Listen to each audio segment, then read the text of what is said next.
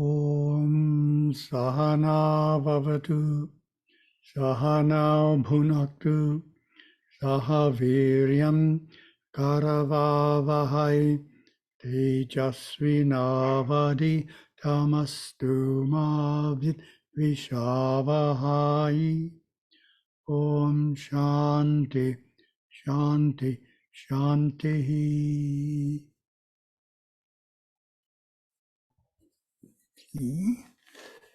And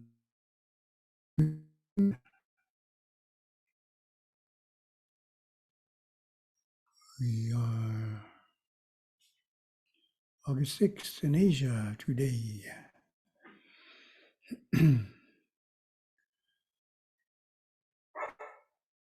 And Puppy is joining us. First topic, integrating Hinduism into daily tasks.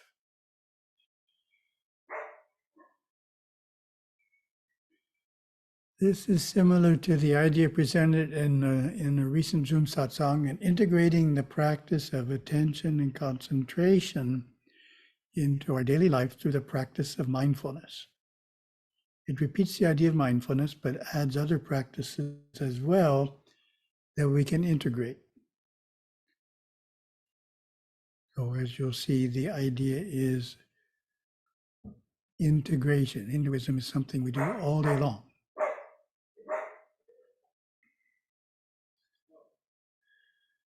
A few years ago, I saw a public television program that highlighted the differences between world religions by interviewing leaders of various faiths.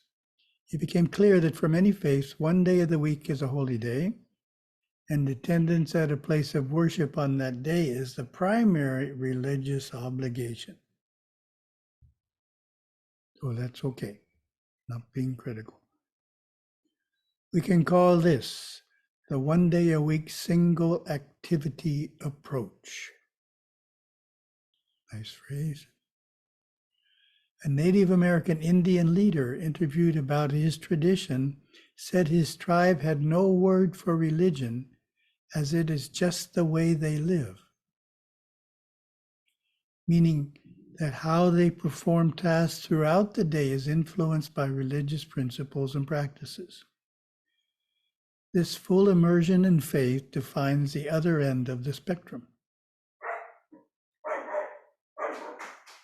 We can call this the 7 days a week, all activities approach. Nice juxtaposition.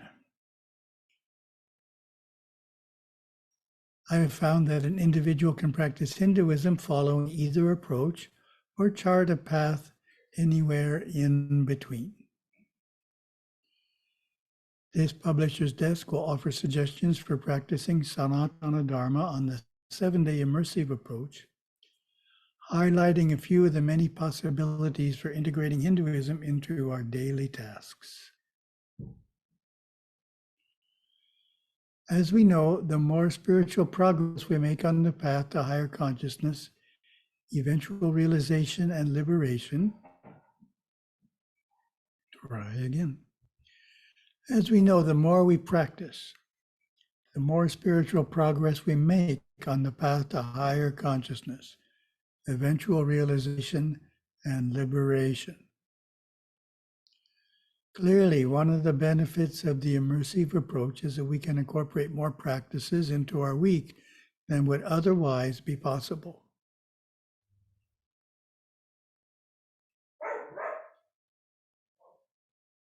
Comparison to walking will illustrate this idea.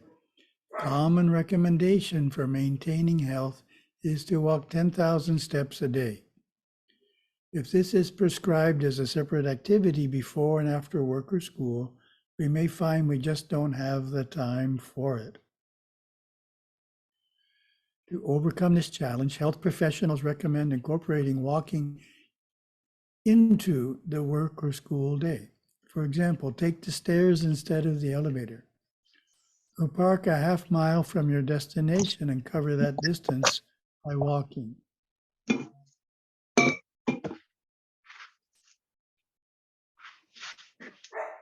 What sorts of spiritual practices can be incorporated into our work or school day?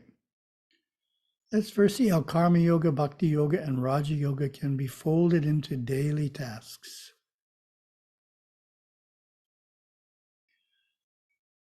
Of course, this topic is not a super advanced one, and everyone is already practicing it to one degree or another. The goal of this presentation is for you to identify a few new ways you can integrate Hinduism into your daily life. Selfless service, Seva Karma Yoga, is universally encouraged in Hinduism. Gurudeva comments on its purifying nature. You purify yourself by being kind to others, being generous until it hurts, being benevolent, being ready to serve at all times until you are strained in serving. Put a smile on the faces of other people. Gain your happiness and your positive states of mind by making other people happy. It is traditional to perform this activity at a temple or an ashram. Common tasks are helping cook and serve food, cleaning the premises, and sewing garlands. In modern life, it can be difficult to find time to fulfill seva in this way, and therefore, in many instances, minimal seva is performed. The integration approach to seva is parallel to our walking example. Rather than regarding it as a separate activity, incorporate it into daily life at your place of employment or classroom. For modern times, I expand the definition of seva to include doing something helpful for another person. It is a voluntary action, one that is not required of you as an employee or student. For example, welcome newcomers at work or school and help orient them to their new environment. Or when the teacher really needs extra help on projects, be sure to volunteer. And then the question to you, what additional way can you integrate seva with your daily life?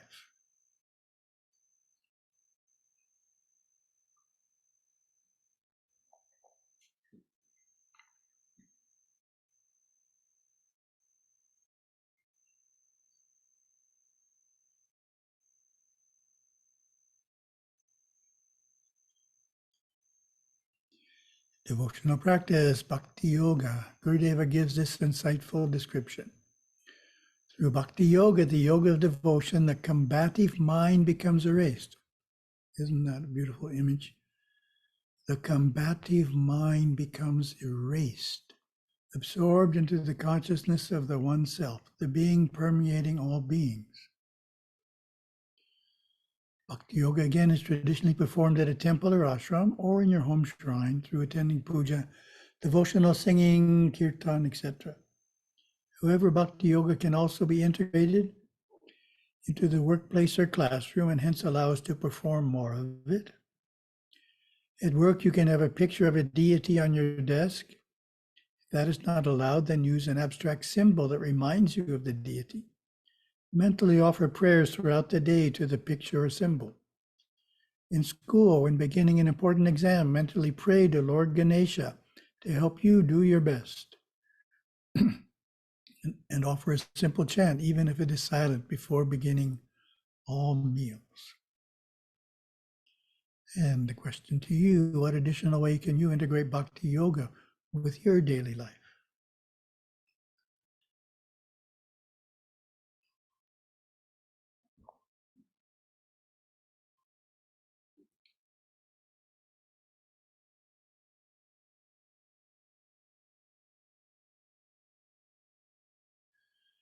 Concentration and meditation are two limbs of Raja Yoga that can be incorporated into daily life as well. Gurudeva shares this insight. Concentration is an art that once attained leads naturally into meditation, contemplation, and samadhi. Concentration and meditation are generally performed in a group at a meditation center or individually at a temple or in the home. But they too can be integrated into daily activities. And then this is our mindfulness again. The traditional Hindu concept of mindfulness expands the practice of concentration to include restraining the movements of the mind in all activities. Mindfulness is directing full attention to what is going on in the present moment without thinking about or being distracted by anything else.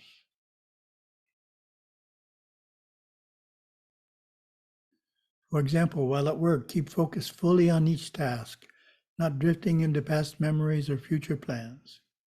In listening to a lecture at school, pay careful attention to absorb the message of the speaker. Mindfulness improves the quality of our work or study, and the more mindful we are through the day, the easier it is to quiet the mind when we sit for meditation. What additional way can you integrate mindfulness with your daily life?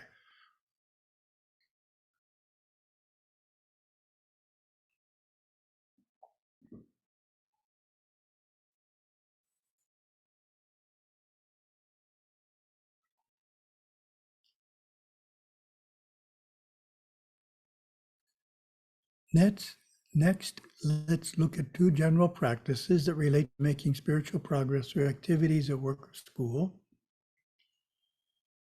The first general practice is to resolve negative karmas by working through challenging situations that naturally arise. One of the spiritual advantages of interacting with many people at work or school is that it gives a chance for our negative karmas to return to us. For example, when we are mistreated by others, we can refrain from retaliating and not even hold hard feelings. If we can accomplish this, we have freed ourselves from that karma. It is resolved.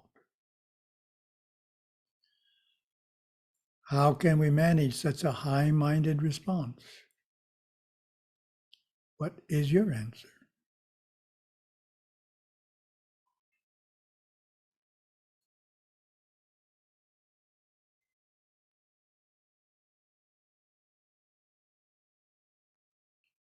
The first key is to look at the experience as one you were destined to go through, and this person was simply the instrument for its delivery.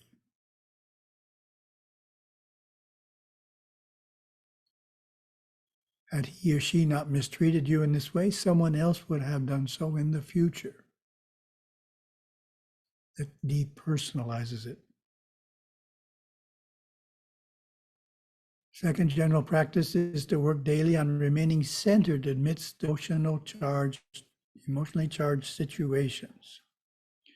As Gurudeva would say, it is easy to be peaceful in a peaceful environment. To make real progress, we must learn to find peace in situations that are not peaceful at all. This practice strengthens our emotional self-control and also improves the life of those around us. And our final integrated practice is to work constantly to improve our character, the foundation upon which all spiritual growth rests.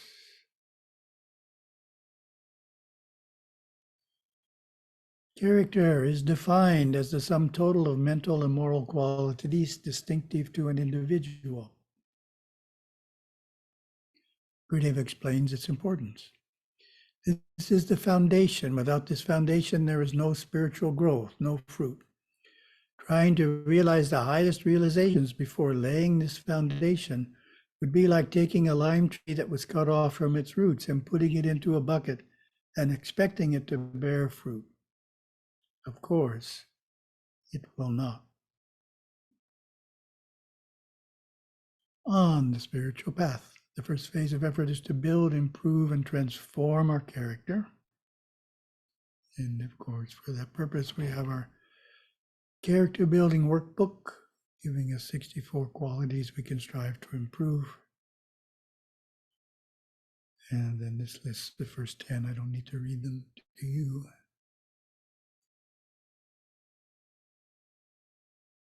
This was in the pub desk, so I didn't take it out.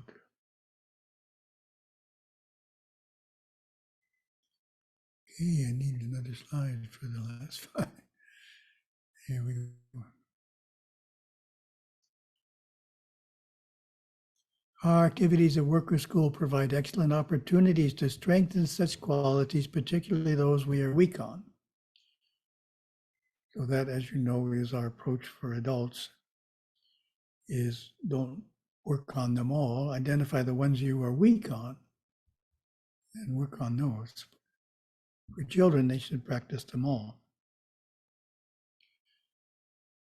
And suggested practice each week when you plan out the activities to accomplish at work or at school, also create a to-do list of integrated Hindu practices you will focus on for the coming days. This habit will remind you to take advantage of every minute of the day to accelerate your progress on the spiritual path.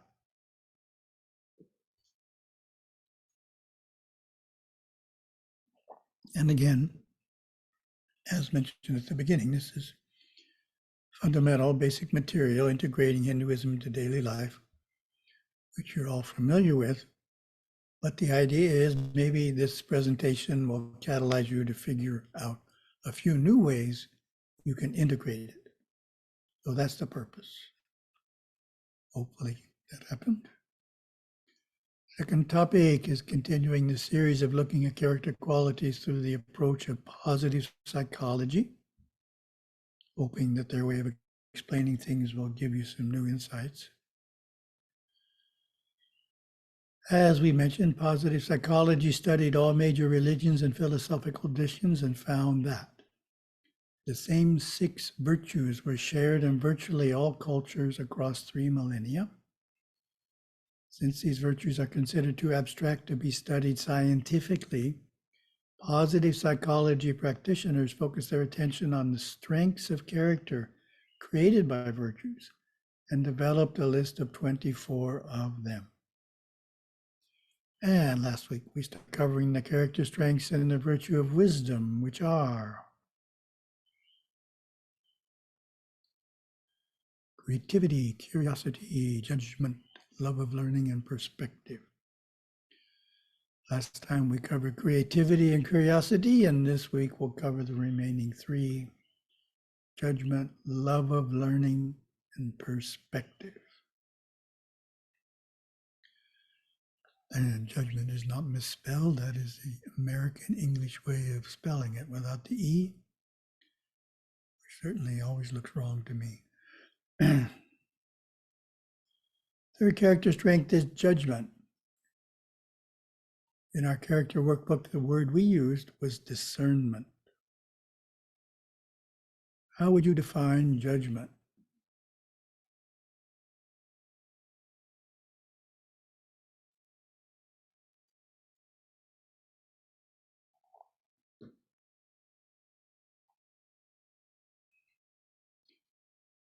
Judgment involves making rational and logical choices and analytically evaluating ideas, opinions, and facts.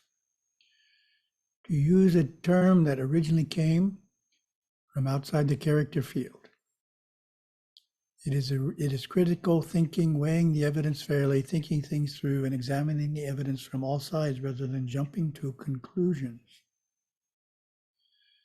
Judgment also involves being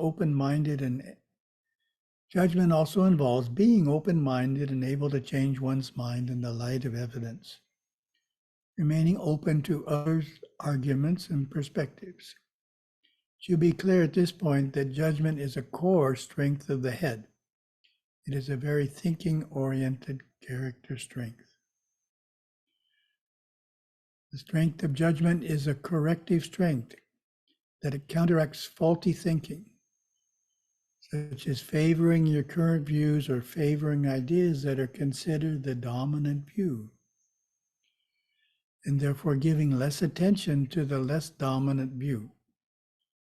It is the willingness to search actively for evidence against your favorite beliefs, plans, or goals, and to weigh all of the evidence fairly when it is available. And this approach has affirmation. So take a moment to find an affirmation you could use to increase your judgment.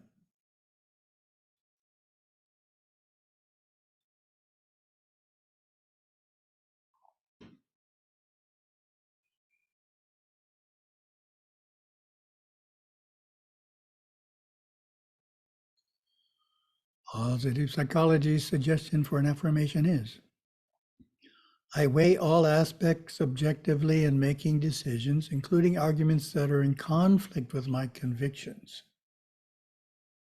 Very interesting point. It keeps stressing here is there's a tendency to favor your own conclusion that you came to previously and not give enough attention to alternative solutions. Suggested approach. Seeking and considering other viewpoints is the cornerstone of open-mindedness. When one is having a discussion with a person with an opposing viewpoint, take an approach of asking at least one clarifying question. The approach should be one that involves collecting information rather than evaluating information. First exercise. Play devil's advocate on the issue that you have strong opinions about.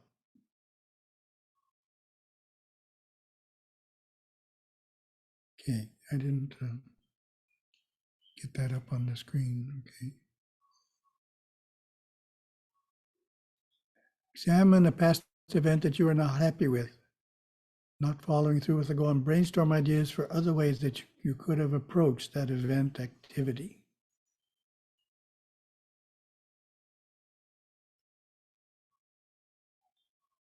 Third exercise. Before you make your next big decision, consider the following questions first. There is another way I could look at this. Or there's probably something I'm not seeing in order to see it from all sides.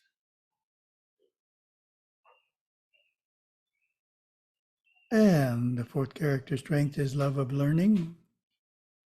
In our character workbook, we tried to use one word for everything, so we used the word philomathy. Probably remember that because you didn't know what it meant, like I didn't know what it meant. Philomathy, love of learning. How would you define love of learning?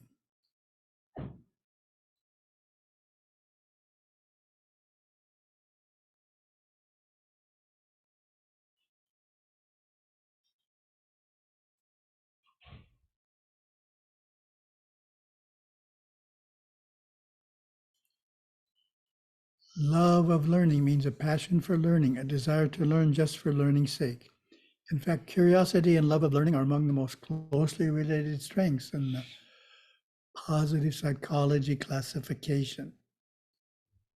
They can still be distinguished though. While curiosity is a motivating force that leads you to seek out new information, love of learning refers to the desire to hold on to and deepen that information. The curious person is motivated by the pursuit of knowledge. The person who loves learning is motivated by the expansion of their fund of knowledge.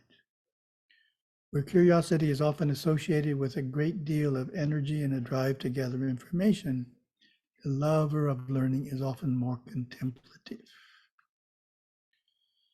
Love of learning describes the way in which a person engages new information and skills. Love of learning is the strength that teachers would like to see in their students, parents want to encourage in their children, therapists support in their clients, and employers try to foster in their employees. It has important motivational consequences because it helps people persist through challenges, setbacks, and negative feedback. And affirmation. Take a moment to find an affirmation you could use to increase your love of learning.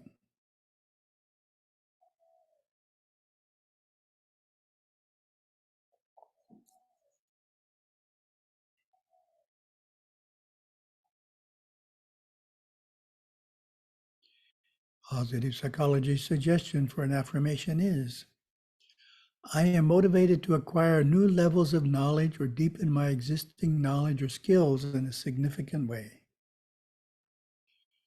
Suggested approach. To build love of learning, it's important to identify where the highest interests in learning are, and then work to discover the preferred ways of learning about that subject.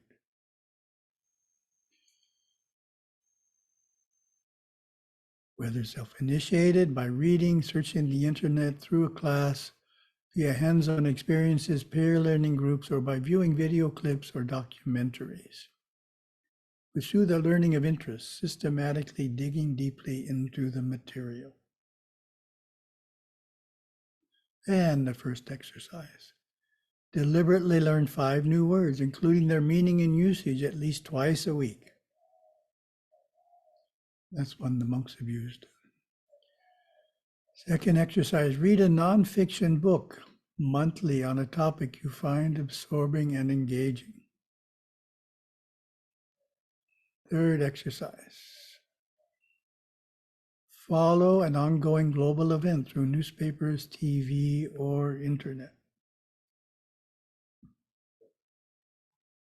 And then we have the next character strength is perspective, which is not in our character workbook. How would you define perspective?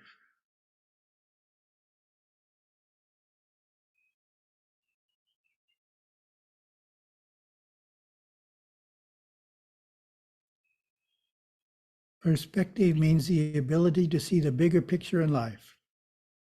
Perspective is about being able to see the forest as well as the trees, to avoid getting wrapped up in the small details when there are bigger issues to consider.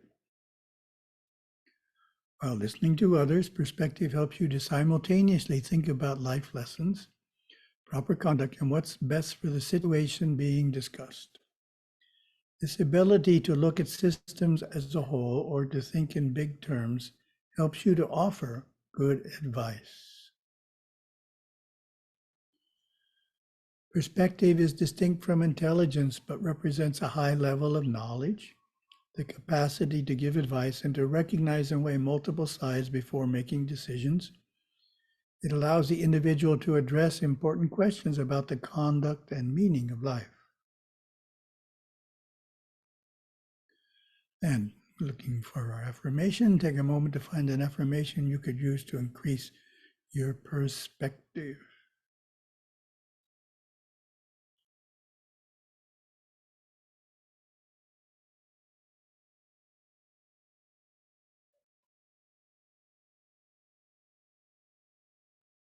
Positive psychology suggestion for an affirmation is, I give advice to others by considering different and relevant perspectives and using my own experiences and knowledge to clarify the big picture.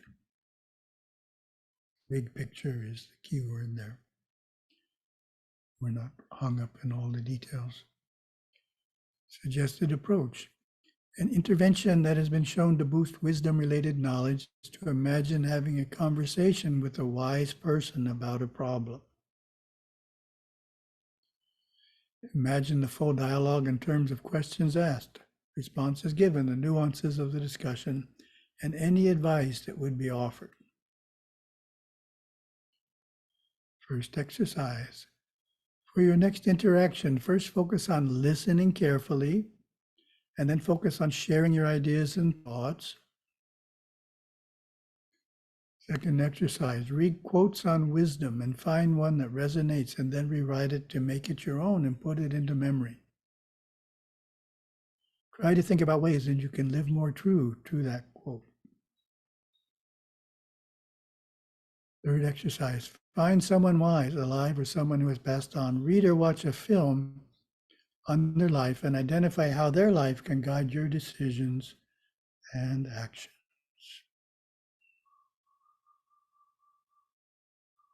Oh, thank you very much.